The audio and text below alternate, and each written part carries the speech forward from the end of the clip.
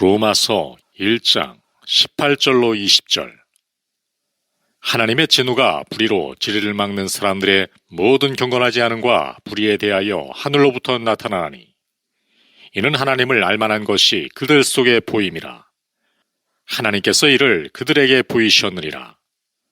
창세로부터 그의 보이지 아니하는 것들 곧 그의 영원하신 능력과 신성이 그가 만드신 만물에 분명히 보여 알려졌나니 그러므로 그들이 핑계하지 못할지니라. 하박국 선지자는 그의 예언서 2장 4절에서 의인은 믿음으로 말미암아 살리라 라고 했습니다. 그것을 더 낮게 번역한다면 믿음으로 말미암은 의인은 살리라 라고 할 수 있습니다. 그러니 그것은 복음에 대한 위대한 선포이며 로마서의 주제입니다. 하나님께서 무한한 사랑과 긍휼과 자비로서 불의한 사람들을 구하여 의롭게 만드시기 위해서 우리의 복되신 주 예수 그리스도의 의를 우리에게 주시고 전가시키셨는데 그것이 바로 복음의 핵심입니다. 우리가 이 복음을 부끄러워하지 않아야 할 이유들을 이제껏 살펴보았으니 이제 그 어휘에 머물러 있지 말고 이제 의인이 되는 방식으로 주어진 믿음에 대하여 살펴보아야 할 것입니다. 이 믿음은 우리가 일반적으로 말하는 그런 믿음이 아닙니다. 사람들이 행위에 반대는 믿음이라고 생각하는데 사실은 그것이 아니라 하나님의 의입니다. 그래서 행위로는 의에 이를 수가 없고 그렇기 때문에 행위로는 구원을 받을 수가 없습니다. 그러나 실제로 믿음과 행위를 서로 반대로 놓는 것처럼 보이는 진술들이 있는데 그것은 믿음을 도구로서 말하는 것이 아니라 믿음의 전체 안에 들어있는 행위를 말하는 것이기 때문입니다. 믿음에는 세 가지 본질적인 특징이 수반되는데 그것은 믿고 확신하고 행동하는 요소로서 다른 말로 한다면 지성과 마음과 의지가 수반된다는 말씀입니다. 믿음은 우리의 삶 속에서 행동으로 인도되고 움직임을 유발시키고 변화와 고백을 유발시킴으로써 입술만이 아니라 우리의 삶 전체를 통해서 드러나게 됩니다. 바울이 복음을 사랑하는 것은 복음이 정말로 우리에게 너무나도 절실하게 필요하기 때문이며 복음이 아니고서는 어떠한 것도 그 필요에 합당한 만족을 줄 수가 없기 때문입니다. 하나님의 진노가 불의로 진리를 막는 사람들의 모든 경건하지 않음과 불의에 대하여 하늘로부터 나타나나니 사도는 무엇보다도 먼저 사람들이 하나님과 가진 관계와 하나님 앞에 서 있는 위치와 하나님을 대면하여 그들이 갖게 될 영원한 운명에 관심이 있습니다. 그러므로 복음은 하나님 중심이라고 말할 수 있습니다. 복음은 어떤 사물들의 필요나 사람들을 괴롭히는 문제들이나 사람들이 이길 수 없는 죄나 불행과 같은 문제들을 먼저 다루지 않고 오히려 하나님의 진노에 대해서 말합니다. 우리는 먼저 하나님 앞에 있는 지위와 신분과 위치를 자각하고 그런 다음에 개인적인 체험이 있어야 합니다. 우리가 어떤 종류의 평안이나 기쁨, 구원의 체험, 죄를 포기할 수 있는 체험, 그리고 다른 어떤 좋은 것을 가지고 있으면서도 하나님의 관계라는 제일 중요한 문제에서 떠나 있다면 그것은 분명 사도의 가르침을 부정하고 있을 뿐 아니라 성경 전체의 메시지를 부정하는 것입니다. 회심에 있어서 우리는 언제나 제일 먼저 하나님의 임박한 진노로부터 두려워 떨게 되고 복음이 주어짐으로 인해 참 평안으로 인도되는 것입니다.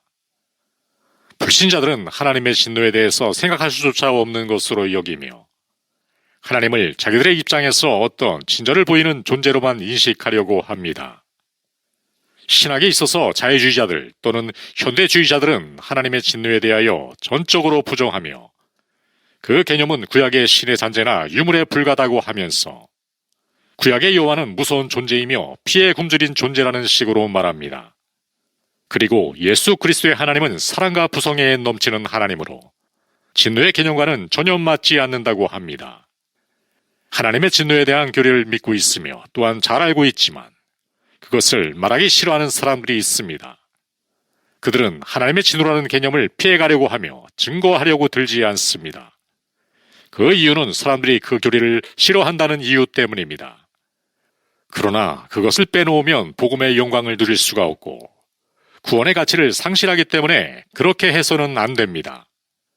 하나님의 진노에 관한 성경의 증거는 신약 성경의 전체에 너무나도 자주 나타나고 있는데 계시록은 그 자체라고 할 수 있고 구약 성경에는 우리가 너무나도 잘 알고 있고 또한 너무나도 많이 접할 수 있기 때문에 말할 것도 없습니다.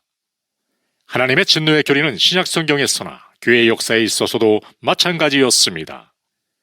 우리가 하나님의 진노라는 말을 때로 오해하는 경우가 있는데 그것은 하나님의 진노를 사람이 통제력을 잃고 정신을 차리지 못하는 상태로 돌입하는 그런 인간 존재의 차원에서 생각하는 경향이 있기 때문인데 사실 그것과는 전혀 다르다는 것을 알아야 합니다.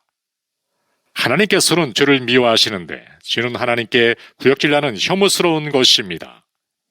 만일 우리가 하나님 안에 있는 사랑을 인정한다면 하나님께서 자신과 반대되는 것들을 미워하시고 어둠과 죄와 사단의 영역에 속한 모든 것은 다 미워하신다는 것도 인정해야 합니다. 하나님의 진노가 뜻하는 바는 하나님께서 죄를 보실 때 혐오하시며 하나님의 공의와 의로서 죄를 다루시며 그 죄를 심판하신다는 것입니다. 하나님 앞에서 죄가 그대로 묵과되어 존재한다는 것은 생각할 수조차 없는 것으로 바울은 복음과 하나님의 진노에 대해서 사용하는 용어가 같습니다. 복음에는 하나님의 의가 나타나서 믿음으로 믿음에 이르게 하지만 정확히 같은 방식으로 하나님의 진노 역시 나타났다고 말하고 있습니다. 모든 경건치 않은가 불의에 대하여 쫓아 나타나는 하나님의 진노가 양심 속에서 참으로 명백하고 분명하게 나타나셨습니다. 하나님께서 친히 사람 속에 양심을 넣으심으로 인하여 사람은 양심의 가책을 받게 됩니다.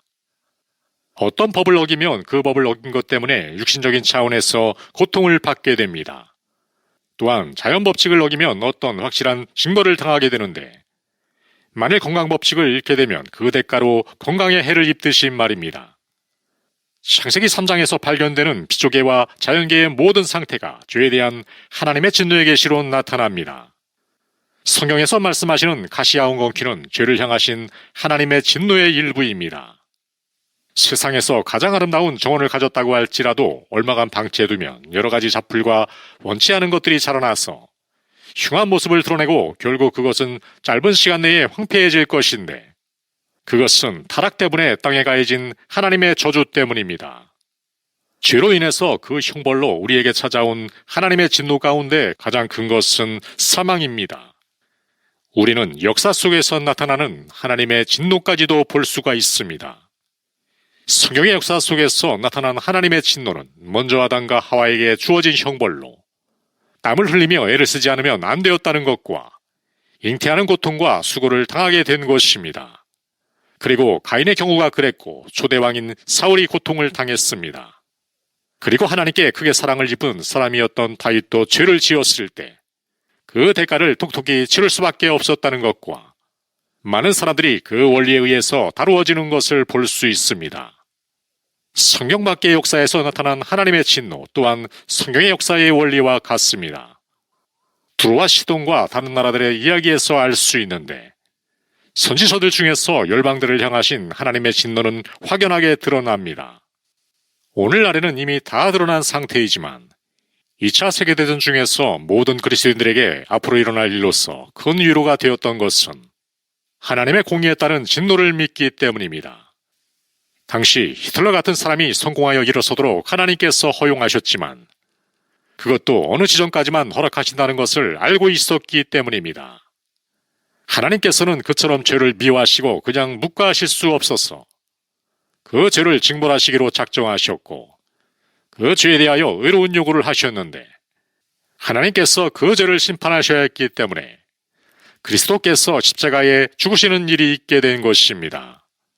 그래서 겟세마네 동산에서 일어났던 일이 그처럼 중요한 의미가 있는 것입니다.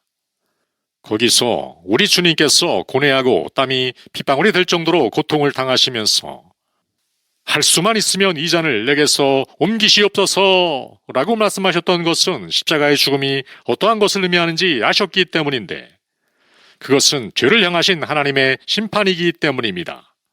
그리고 나의 하나님 어찌하여 나를 버리셨나이까 라고 울부짖으신 이유는 그가 그때에 사람들의 모든 경건치 않은가 불의에 대하여 쫓아 나타나는 하나님의 진노를 체험하고 계셨기 때문입니다.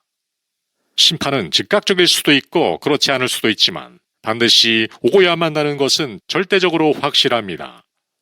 더 나아가서는 최종적이고 궁극적인 마지막 심판에 도달하게 될 것입니다. 그러나 우리에게는 예수 그리스도 안에서 하나님께서 친히 마련하신 의로운 말미암아 얼마나 놀랍고 영광스러운 길에 들어서게 되었는가를 인식하는 순간 우리는 하나님께 감사하며 영광을 돌릴 수밖에 없는 것입니다. 비록 내가 지옥에 갈 만한 죄인이고 하나님의 사랑이나 긍휼이나 자비나 불쌍히 여김을 요구할 만한 것이 전혀 없지만 내가 죄인되고 원수되었을 때에 하나님께서 그 아들을 보내사 내 죄를 위하여 죽게 하셨습니다. 그로 인하여 나는 하나님과 화해할 수 있게 되었고 영생을 얻고 영원토록 영원 안에서 기쁨을 누릴 수 있게 되었습니다. 죄의 본질과 죄의 핑계될 수 없는 성질은 하나님의 진노에서 나타납니다. 인류가 의도적으로 하나님께 등을 돌리고 불의한 것을 택하고 그것을 자랑하는 불의까지 저지르는데 그 불의의 결과로 섬뜩한 결과들이 주어졌으며 이제 하나님께서 그것에 대하여 하신 일을 보게 됩니다. 경건의 모양은 있으나 경건의 능력은 부인하는 사람들이 있습니다. 그들은 하나님에 대해서 관심을 가지고 있는 것 같고 기도하는 모습을 보이기도 했지만 그들의 삶은 그것을 부인합니다. 그러므로 그것은 진실한 것이 아닙니다. 우리는 불의와 경건치 않음 또는 경건치 않음과 불의를 서로 갈라놓을 수 없고 이 두 가지는 언제나 서로 함께 가게 되는데 경건치 않음은 언제나 불의를 앞서 존재합니다. 정도와 형태에 관계없이 우리는 전 존재로 하나님을 소원해야 하는데 그렇지 못하는 것이 죄입니다. 우리는 하나님을 알고 싶어야 하고 하나님을 아는 것을 이 세상에서 사는 우리 삶의 최고 목표로 삼아야 합니다. 그리고 우리는 언제나 하나님과 우리의 관계를 먼저 생각해야 합니다. 사람의 최고되는 목적이 하나님을 영화롭게 하며 영원토록 그를 즐거워하는 것이기 때문입니다. 불의가 가능해지는 것은 오직 경건치 않은 것 때문입니다. 하나님과의 관계에서 바른 위치를 지키고 있는 한 행실도 여전히 바르게 되며 모든 것이 잘 되어 있는 것입니다. 그러나 사단이 하나님의 성품에 대하여 왜곡시켜 말하면서 죄짓게 하는 수작을 물리치지 못하게 되면 그 올바른 행실은 깨지고 하나님으로부터 떨어져 나와 어떤 죄에 빠지고 맙니다. 도덕적으로 깨끗한 삶을 살았기 때문에 자신은 아무런 도움도 받지 않고 하나님 앞에 서기에 합당하다고 생각하는 것보다 더 큰 죄는 없습니다. 왜냐하면 그것은 하나님의 영광과 위엄과 거룩에 대한 개념을 전혀 가지고 있지 않는다는 뜻이 되기 때문이며 그리고 하나님의 영광에 이르지 못한 것 그 자체가 죄이기 때문입니다. 하나님이 없는 종교나 거룩이 없는 의는 아무런 소용이 없습니다. 종교는 하나님을 사랑하고 그를 영화롭게 해야 하는 목적을 가지고 있으므로 그를 예배하고 찬송하고 기도하며 설교의 말씀을 듣게 만듭니다. 복음 전도의 일차적인 목적도 사람들을 하나님께 인도하고 하나님과 바른 관계를 갖게 하여 하나님께 대하여 바른 태도를 갖게 하는 데 있습니다. 하나님의 아들이 세상에 오신 것은 우리를 하나님께 인도하기 위함입니다. 하나님께서 그리스도 안에 계셔서 세상을 자기와 화목하게 하셨습니다. 그래서 복음 전도의 제일 중요한 것은 하나님께서 본래 사람들을 향하여 의도하신 바로 그 관계로 사람들을 되돌아가게 하는 것입니다. 이제 우리는 죄가 전혀 핑계될 수 없다는 문제에 대하여 생각해 보고자 합니다. 그것은 유대인들뿐만 아니라 이방인들에 대해서도 마찬가지로 적용이 됩니다.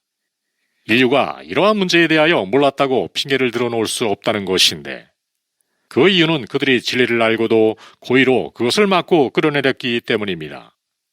그들이 하나님을 하나님으로 알았을 때가 있었고 여전히 알고 있지만 하나님을 영화롭게 하지 않고 감사치도 않았습니다. 하나님께서 이 지식을 그들에게 내면적인 것을 통해서 이미 알려주셨는데 하나님께서는 자신을 그들 안에 나타내심으로써 알려주셨습니다. 세계 중에 가장 원시적인 부족들을 만난다 할지라도 최고의 존재에 대한 의식을 갖고 있지 않은 인간을 전혀 만나지 못할 것이기 때문입니다.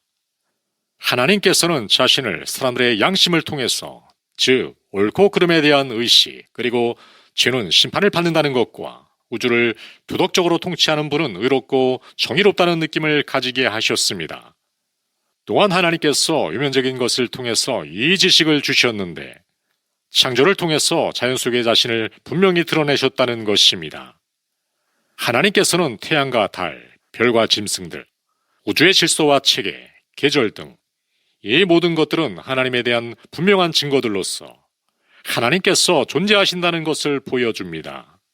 그리고 세계와 열방들의 전체 역사에서 찾아볼 수 있습니다. 창세기의 처음 11장을 통해서 그것을 발견할 수 있는데 성경 밖의 세상 역사를 살펴보면 어느 곳에서나 언제나 같은 것이 작용했다는 것을 발견할 것입니다. 하나님께서는 섭리나 창조의 자체를 통해서 자신을 보여주셨던 것과 똑같은 방식으로 역사를 통해서도 자신을 보여주셨습니다.